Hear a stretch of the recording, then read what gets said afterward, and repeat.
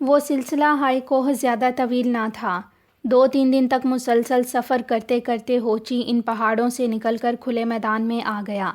وہاں ایک چھوٹا سا گاؤں آباد تھا۔ ہوچی وہاں کی سرائے میں رک گیا۔ اس علاقے میں چونکہ سردی زیادہ نہ تھی، اس لیے اس نے اپنا گرم لباس، پوستین وغیرہ اتار دیے اور اس کی جگہ ہلکا پھلکا لباس پہن لیا۔ اس گاؤں میں 2-3 دن قیام کرنے کے بعد وہ آگے روانہ ہو گیا۔ اس کے راستے میں کئی چھوٹے بڑے گاؤں اور شہر آتے گئے۔ وہ ان میں رکتا، سستاتا، اپنی ضروریات کی چیزیں خریدتا آگے بڑھتا رہا۔ پھر کئی ہفتوں کے سفر کے بعد ایک ایسے علاقے میں جا نکلا جہاں سطح مرتفعی تھی۔ وہاں چٹیل پہاڑوں کا سلسلہ دور دور تک پھیلا ہوا تھا۔ وہ کئی دنوں تک اس علاقے میں مسلسل سفر کرتا رہا۔ اسے کہیں بھی کوئی آبادی نظر نہ آئی۔ ایک دن وہ سفر کرتے کرتے رات کے قریب ایک ایسی جگہ جا پہنچا جہاں پہاڑ عمودی شکل میں بلند ہوتے جاتے تھے۔ رات کے اندھیرے میں پہاڑوں میں سفر کرنا خطرناک ثابت ہو سکتا تھا، اس لیے ہوچی نے فیصلہ کیا کہ اسے رات اسی جگہ کہیں گزار لینی چاہیے۔ چنانچہ اس نے چاند کی روشنی میں اپنے لیے ان پہاڑوں میں سونے کے لیے جگہ تلاش کی اور وہاں اپنی گٹھری کا تکیہ بنا کر لیٹ گیا۔ اسے سوئے ہوئے زیادہ دیر نہ گزری تھی کہ کچھ عجیب قسم کی گڑگڑاہٹ کی آواز سے اس کی آنکھ کھل گئی۔ وہ ایک دم اٹھ بیٹھا۔ اس نے خیال کیا شاید وہاں کوئی آتش فشاں پہاڑ ہے اور گڑگڑاہٹ کی آواز اسی کی طرف سے آ رہی ہے۔ اس نے سوچا کہ اسے جس قدر جلد ممکن ہو سکے اس سلسلہ ہائی کوہ سے دور چلے جانا چاہیے، کیونکہ اس آتش فشاں کے پھٹنے سے ہر چیز کی تباہی کے ساتھ اس کی ہلاکت بھی یقینی۔ چنانچہ اس نے جھپٹ کر اپنی گٹھری اٹھائی اور تیزی سے پہاڑ کی ڈھلوان کی طرف بڑھ گیا۔ لیکن ابھی وہ ڈھلوان سے نیچے اترا بھی نہ تھا کہ اس نے آسمان پر ایک عجیب چمکدار سی چیز حرکت کرتے ہوئے دیکھی۔ وہ جلدی سے ایک چٹان کی اوٹ میں ہو گیا اور بڑی توجہ سے اس چیز کو دیکھنے لگا۔ اس کے دیکھتے ہی دیکھتے وہ چیز نیچے آنے لگی اور اس کی ساخت نمایاں ہونے لگی۔ وہ ایک تشتری نما گول سی چیز تھی، یعنی اڑن تشتری تھی، جو تیزی سے گھومتی ہوئی نیچے آ رہی تھی، یہاں تک کہ وہ ہوچی کے قریب ہی ایک بڑی سی ہموار چٹان پر آ کر رک گئی۔ اس میں چھوٹی چھوٹی بہت سی کھڑکیاں اور ایک دروازہ بنا ہوا تھا۔ پھر وہ دروازہ کھل گیا اور اس میں سے ایک سیڑھی باہر نکل پڑی۔ پھر اس میں سے 4 عجیب الخلقت انسان جو خلائی مخلوق تھے باہر نکلنے لگے۔ انہوں نے سیاہ رنگ کے چمکدار لباس پہن رکھے تھے۔ ان کے قد عام انسانوں سے کافی چھوٹے تھے اور ان کے چہرے پر بہت لمبے اور سرخ رنگ کے بال تھے۔ ان کی آنکھیں بالکل سیاہ اور بڑی بڑی تھیں جو آدھے چہرے پر پھیلی ہوئی تھیں۔ ان کی ناکیں نہیں تھیں اور ہونٹوں کی جگہ سیاہ رنگ کی باریک لکیریں پڑی ہوئی تھیں۔ ان کے سروں پر بال نہیں تھے، البتہ سینگوں جیسی 2 ہڈیاں دونوں طرف نکلی ہوئی تھیں۔ ان کے دونوں ہاتھوں میں صرف 3 انگلیاں تھیں۔ انہوں نے اپنے ہاتھوں میں کچھ عجیب سی ساخت کے چمکدار ہتھیار اٹھا رکھے تھے۔ ان کے اڑن تشتری سے باہر نکلتے ہی سیڑھیاں خودکار انداز میں اندر چلی گئیں اور وہ دروازہ بند ہو گیا۔ خلائی انسان سیڑھیوں سے اترتے ہی ایک طرف ہو لیے اور ڈھلوان اترنے لگے۔ ہوچی چپکے سے چٹان کے پیچھے سے نکلا اور اس جگہ پھیلے ہوئے بڑے بڑے پتھروں اور چٹانوں کے سایوں میں ہوتا ہوا دوسری طرف سے ڈھلوان اترنے لگا۔ وہ ڈھلوان تقریباً عمودی تھی اور بہت خطرناک تھی، مگر ہوچی سنبھل کر قدم رکھتا ہوا نیچے اتر گیا۔ خلائی انسان ڈھلوان اترنے کے بعد ایک پہاڑی کے پیچھے جا کر غائب ہو چکے تھے۔ ہوچی جب ڈھلوان اترنے کے بعد اس پہاڑی کے قریب پہنچا تو اس نے اس کے عقب میں ان کے پتھروں پر چلنے کی آوازیں سنیں۔ اس نے اپنے جوتے اتارے اور ننگے پاؤں پتھروں پر چلتا ہوا ان کے تعاقب میں ہو لیا۔ کچھ دور آگے چل کر ان کے پتھروں پر چلنے کی آوازیں سنائی دینا بند ہو گئیں۔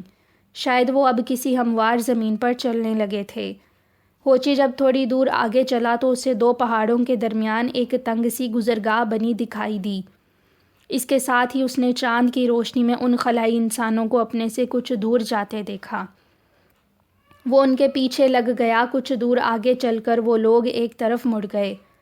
ہوچی جب اس موڑ پر پہنچا تو اس نے اپنے سامنے ایک میدان سا دیکھا جسے 3 طرف سے پہاڑوں نے گھیر رکھا تھا۔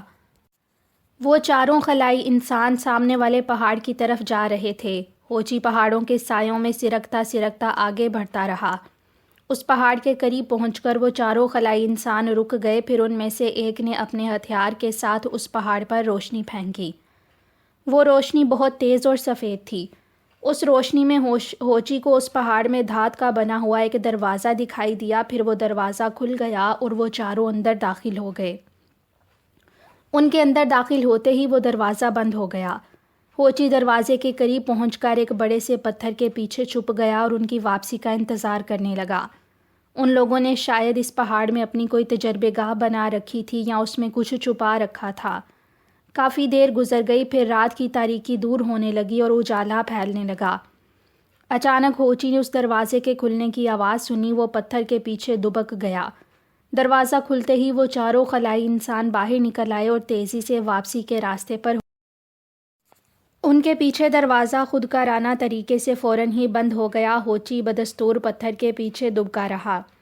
پھر کافی دیر گزرنے کے بعد اس نے اس اڑن تشتری کو پہاڑوں کے پیچھے سے آسمان پر بلند ہوتے ہوئے دیکھا.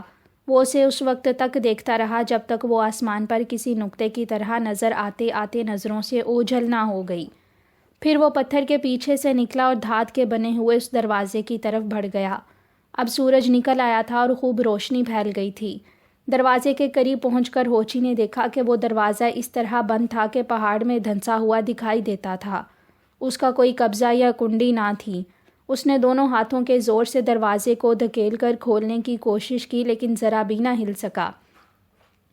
اس نے پیچھے ہٹ کر اس کا اچھی طرح سے جائزہ لیا اور اسے مختلف جگہوں سے ٹھونک پیٹ کر دیکھا. اسے وہ دھات کچھ عجیب سی معلوم ہوئی، جیسے وہ کوئی زمینی دھات نہ ہو بلکہ کسی اور ہی قسم کی دھات ہو. اس نے تھوڑی دیر تک کچھ سوچا. پھر اس نے اپنی گٹھری کھولی اور اس میں سے ایک بڑا سا چاقو نکال لیا. اس چاقو کا پھل بہت تیز اور چمکدار تھا. اس نے اسے پورے زور سے اس دھات کے دروازے میں گاڑ دیا. دھات کی چادر فوراً ہی پھٹ گئی. یہ دیکھ کر اس نے چاقو سے اس دھات کے دروازے کے گولائی میں کاٹنا شروع کر دیا. دھات بڑی آسانی سے کٹتی گئی. پھر اس نے کٹے ہوئے دھات کے گول پترے کو اکھاڑ کر پھینک دیا. دروازے میں ایک بڑا سا خلا بن گیا تھا. اس نے اس خلا میں سے اندر جھانکا. اندر گھپ اندھیرا تھا اور کچھ سجھائی نہ دیتا تھا. یہ دیکھ کر اس نے اپنی گٹھری میں سے چراغ نکال کر روشن کیا اور اسے ہاتھ میں لیے دروازے کے خلا میں اتر گیا. چراغ کی روشنی میں اس نے دیکھا کہ وہ ایک بہت تنگ و تاریک سی کوٹری میں کھڑا تھا جو اس پہاڑ کو تراش کر بنائی گئی تھی. اس کوٹری میں ایک طرف ایک سرنگ بنی ہوئی تھی. وہ چراغ سنبھالے اس سرنگ میں داخل ہو گیا. وہ سرنگ خاصی لمبی تھی اور بہت تنگ و تاریک تھی. وہ چراغ کی روشنی میں آگے بڑھتا گیا یہاں تک کہ ایک جگہ پہنچ کر وہ سرنگ ختم ہو گئی. آگے ایک ہموار دیوار آتی تھی. چراغ کی روشنی میں ہوچی نے اس دیوار میں ایک کنڈا سا لگا دیکھا. شاید وہاں کوئی تہ خانہ یا کوئی خفیہ کمرہ موجود تھا جو اس کنڈے کے کھینچنے سے ظاہر ہو جاتا تھا. اس نے کچھ ہچکچاتے ہوئے اس کنڈے کو آگے کی طرف کھینچا. ایک ہلکی سی گھڑگھڑاہٹ کی آواز پیدا ہوئی اور ہوچی کے قریب زمین کی ایک سل ایک طرف سرک گئی اور وہاں خلا نمودار ہو گیا. اس خلا میں ہوچی کو روشنی میں سیڑھیاں دکھائی دیں. وہ چراغ ہاتھ میں لیے آہستہ آہستہ ان سیڑھیوں سے نیچے اترنے لگا. سیڑھیاں اترنے کے بعد ایک وسیع و عریض تجربے گاہ آتی تھی. وہاں لمبی لمبی پتھر کی میزیں بچھی تھیں جن پر کچھ عجیب قسم کے چمکدار آلات، مشینیں اور ہتھیار سجے تھے.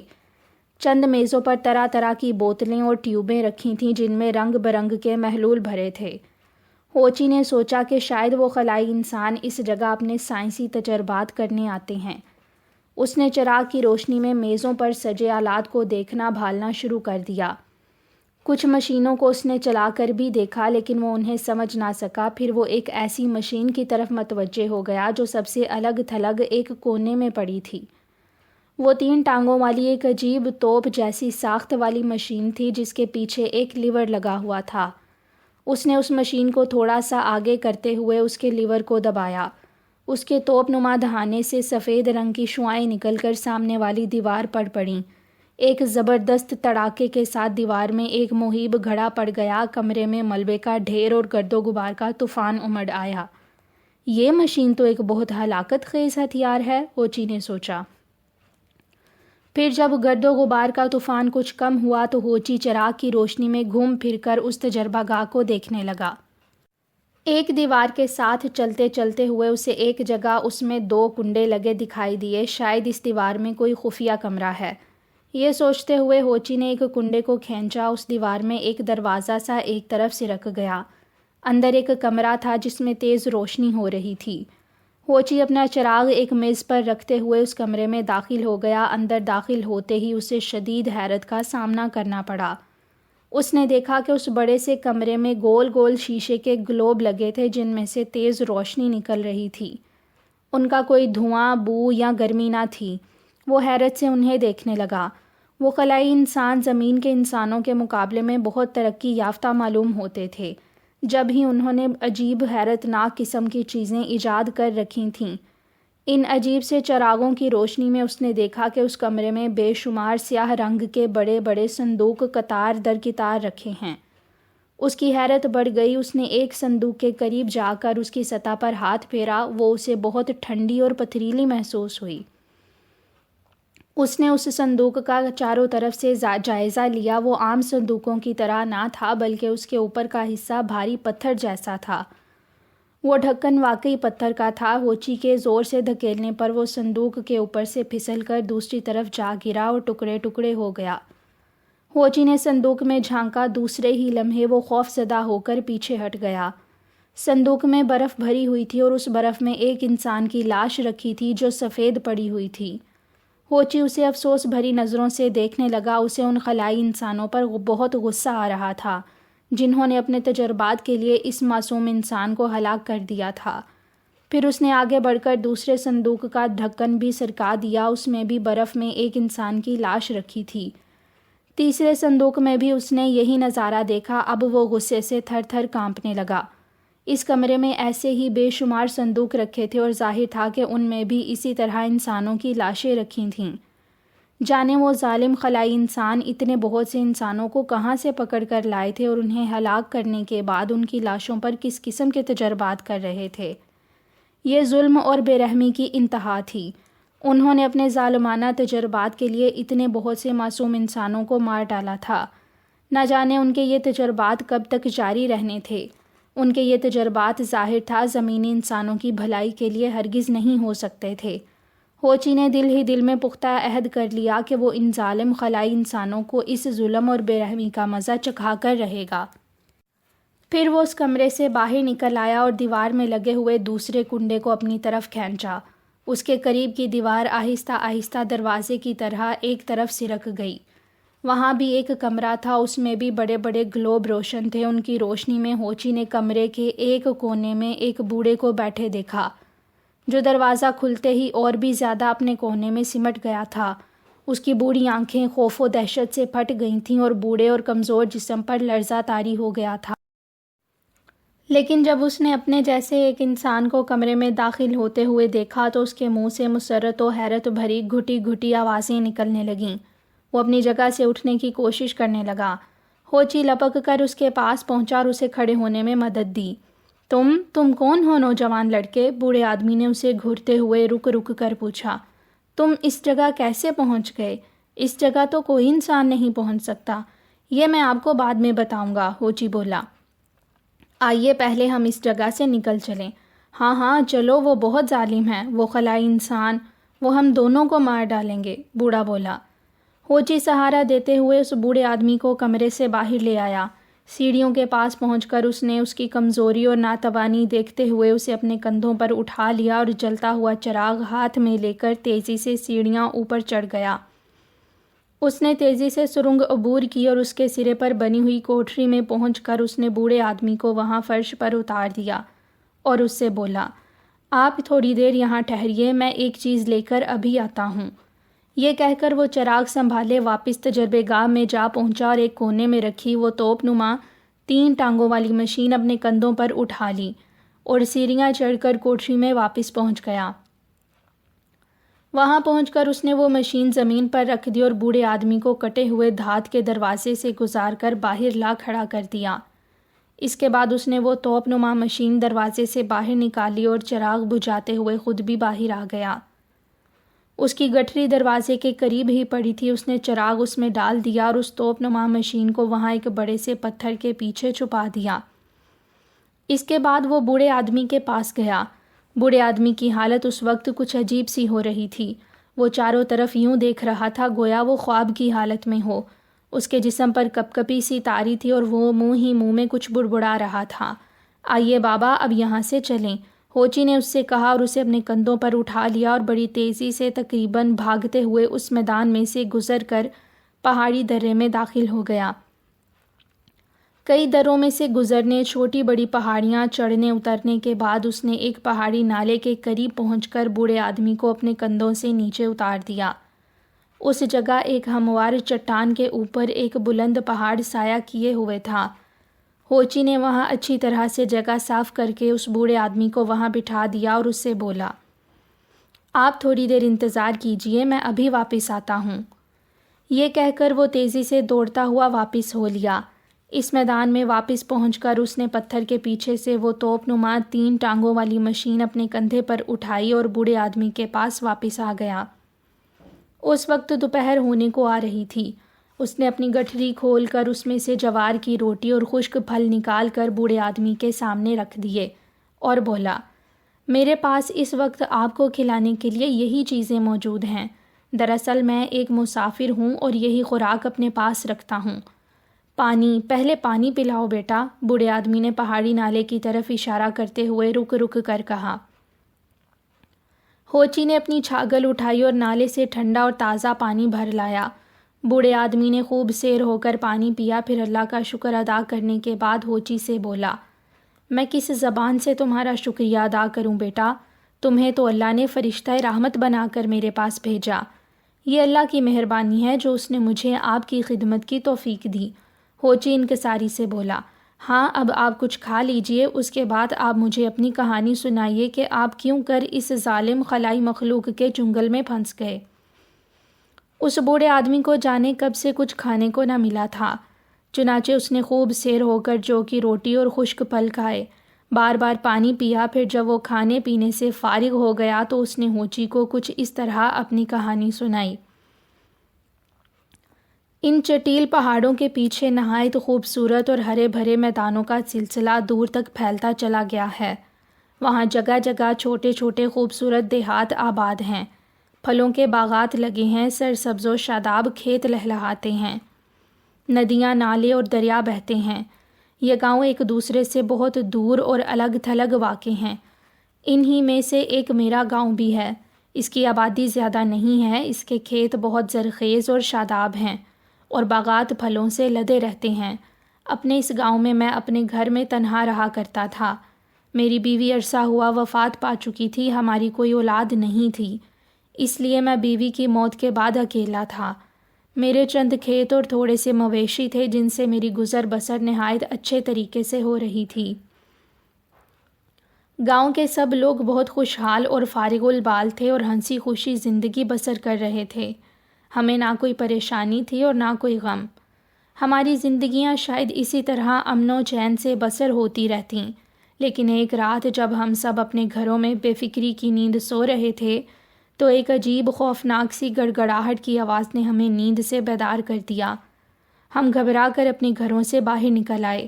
ہم نے دیکھا کہ آسمان پر عجیب گول سی چمکدار چیز اڑ رہی تھی اور گڑگڑاہٹ کی آواز اسی سے ہی آ رہی تھی۔ میں نے اپنے بزرگوں سے سن رکھا تھا کہ ہماری زمین کی طرح دوسرے سیارے بھی آباد ہیں اور ان میں ہم سے مختلف قسم کی مخلوق بستی ہے جو ہم زمینی انسانوں سے زیادہ ترقی یافتہ اور متمدن ہے۔ میں نے ان کی زبانی، ان کی سواری کی مشینوں یعنی اڑن تشتریوں کے بارے میں بھی سن رکھا تھا، جن میں سوار ہو کر وہ دوسرے سیاروں کا سفر کیا کرتی ہیں۔ چنانچہ اس گول اور چمکدار چیز کو دیکھتے ہی سمجھ گیا کہ یہ اڑن تشتری ہوگی۔ پھر ہمارے دیکھتے ہی دیکھتے وہ اڑن تشتری ہمارے گھروں کے سامنے ایک کھلے میدان میں اتر گئی اور اس میں سے سیاہ چمکدار لباسوں میں ملبوس لمبے لمبے سرخ چہروں اور چھوٹے قدوں والے 4 خلائی انسان باہر نکل آئے۔ ان کے 3 انگلیوں والے ہاتھ میں عجیب سے ہتھیار تھے۔ وہ ہمارے گھروں کی طرف بڑھنے لگے۔ یہ دیکھ کر ہم سب چیخنے چلانے لگے اور اپنے اپنے گھروں میں گھس گھس کر دروازے بند کرنے لگے۔ ہم سمجھے تھے کہ شاید وہ خلائی مخلوق انسان پر حملہ کرنے آ رہے ہیں اور اپنے عجیب سے ہتھیاروں سے ہم پر کوئی آفت توڑنے والے ہیں۔ میں بھی دوسرے لوگوں کی طرح اپنے گھر میں گھس گیا اور اپنے کمرے کا دروازہ بند کر کے بیٹھ گیا۔ لیکن زیادہ دیر نہ گزری تھی کہ مجھے کچھ عجیب سی بو سنگھائی دی، جانے وہ کس قسم کی بو تھی کہ مجھے نیند آنے لگی اور میں بے خبر ہو کر سو گیا۔ پھر کافی دیر بعد میری آنکھ کھلی تو میں نے دیکھا کہ میں گاؤں کے لوگوں کے ساتھ اس کمرے میں بند تھا جہاں سے تم مجھے نکال کر لائے ہو۔ گاؤں کی تقریباً تمام آبادی، مرد، عورتیں، بچے، بوڑھے، سب اس کمرے میں بند تھے۔ وہ بھی میری طرح نیند کی حالت میں اپنے اپنے گھروں سے اٹھا کر اس جگہ لائے گئے تھے۔ ان خلائی انسانوں نے شاید اپنے ان عجیب سے ہتھیاروں سے کوئی نیند لانے والی گیس ہمارے گھروں میں چھوڑی تھی، جس کے زیر اثر ہم گہری نیند کی آغوش میں چلے گئے تھے، جس کے بعد وہ ہمیں اپنے اپنے گھروں سے نکال کر نیند کی حالت میں اس جگہ لے آئے تھے اور ہمیں وہاں بند کر دیا تھا۔ ان کا مقصد ہرگز نیک نہ معلوم ہوتا تھا۔ وہ ہمارے ساتھ کوئی بھیانک کھیل کھیلنا چاہتے تھے یا ہم پر بھیانک قسم کے تجربات کرنا چاہتے تھے۔ ہم پر شدید خوف و دہشت نے حملہ کر دیا۔ ہم بری طرح سے رونے اور پیٹنے اور چلانے لگے۔ ہم نے اس کمرے کا دروازہ کھولنے کی بے حد کوشش کی، لیکن وہ تو دیوار کا ہی حصہ معلوم ہوتا تھا۔ اس کمرے میں کوئی چیز موجود نہ تھی۔ اس میں صرف روشنی دینے والے بغیر دھوئیں کے شیشے کے گول گول چراغ لگے ہوئے تھے۔ اس کمرے میں گاؤں کی تمام آبادی بھیڑ بکریوں کی طرح ٹھنسی ہوئی تھی۔ ہمیں سانس لینے میں دشواری ہو رہی تھی۔ پھر جانے کیا ہوا کہ ہم بے ہوش ہو کر زمین پر گرتے گئے۔ جب ہمیں ہوش آیا تو ہم نے دیکھا کہ ہم سے کچھ لوگ غائب ہو چکے تھے۔ شاید وہ خلائی انسان ہماری بے ہوشی کی حالت میں انہیں کمرے سے نکال کر لے گئے تھے۔ اب تو ہم سب کو اپنی موت اپنے سامنے دکھائی دینے لگی۔ خوف و دہشت سے ہم لوگ پاگلوں کی طرح چیخ پکار کرنے لگے اور دروازہ توڑنے کی کوشش کرنے لگے، لیکن یہ سب کچھ بے سود ہی ثابت ہوا۔ ہر رات وہ خلائی انسان ہمیں بے ہوش کرتے اور ہمارے ساتھی غائب ہوتے رہے، یہاں تک کہ میں کمرے میں اکیلا رہ گیا۔ آج رات میری باری آنے والی تھی، لیکن رات ہونے سے پہلے ہی تم مجھے وہاں سے نکال لائے۔ کیا تم بتا سکتے ہو بیٹا کہ تم اس جگہ کیسے پہنچے اور تم نے وہاں کیا دیکھا؟ اس پر ہوچی نے اپنے رات کے وقت آسمان پر اڑن تشتری دیکھنے، خلائی انسانوں کا تعاقب کرتے ہوئے ان کی زیر زمین تجربے گاہ تک پہنچنے اور سیاہ صندوقوں میں انسانی لاشیں دیکھنے کی تمام کہانی کہہ سنائی۔ بوڑھے کی آنکھوں میں آنسو بھر آئے، وہ ہچکیاں لے لے کر رونے لگا۔ تو ان ظالموں نے میرے گاؤں کے تمام لوگوں کو مار ڈالا، اپنے ظالمانہ تجربات کی بھینٹ چڑھا دیا۔ ان ظالموں نے عورتوں اور بچوں پر بھی رحم نہیں کھایا، انہوں نے ایک گاؤں کی پوری آبادی کو ہلاک کر دیا۔ اللہ ان ظالموں کو اس ظلم کی سزا دے، انہیں ہلاک اور تباہ کرے۔ اللہ انہیں میرے ہاتھوں اس ظلم کی سزا دے گا بابا، ہوچی بولا۔ ذرا رات ہو لینے دیجئے، پھر دیکھیے میں کیا کرتا ہوں۔ وہ لوگ ہر رات کو آیا کرتے ہیں نا؟ ہاں ہر رات، لیکن پہلی مرتبہ گاؤں میں دکھائی دینے کے بعد وہ پھر مجھے کبھی دکھائی نہیں دیے۔ وہ اپنا ہر کام غائب رہ کر ہی کرتے ہیں، بوڑھے آدمی نے جواب دیا۔ ان کے باتیں کرتے کرتے شام ڈھل گئی اور رات کا اندھیرا چھانے لگا۔ پھر آسمان پر تارے نکل آئے۔ ہوچی کی نظریں بار بار آسمان کی طرف اٹھ رہی تھیں۔ بوڑھا آدمی اسے فکر مندی سے دیکھ رہا تھا۔ اس کی سمجھ میں نہ آ رہا تھا کہ وہ آخر اس خلائی مخلوق کو کس طرح ہلاک کرنا چاہتا تھا۔ وہ تو ایک نہ تجربہ کار سا 9 عمر لڑکا دکھائی دیتا تھا جس کا خلائی مخلوق سے کوئی مقابلہ نہ تھا، لیکن اس نے ہوچی سے کچھ نہ کہا اور خاموشی سے رات کی تاریکی کو گہرا ہوتے دیکھتا رہا۔ پھر جب آسمان پر چاند نکل آیا اور اس کی روشنی ان پہاڑوں اور وادیوں کو روشن کرنے لگی تو ہوچی اپنی جگہ سے اٹھ گیا۔ اب مجھے چلنا چاہیے، اس نے بوڑھے آدمی سے کہا۔ وہ دور سامنے آپ ایک ہموار چٹان دیکھ رہے ہیں نا؟ میں نے وہاں اس اڑن تشتری کو اترتے دیکھا تھا۔ میرے خیال میں وہ آج رات بھی اسی جگہ پر اترے گی، لیکن آج رات میں ان ظالموں کو اپنی زمین پر قدم رکھنے کا کوئی موقع نہ دوں گا۔ تو تم اس جگہ جا رہے ہو؟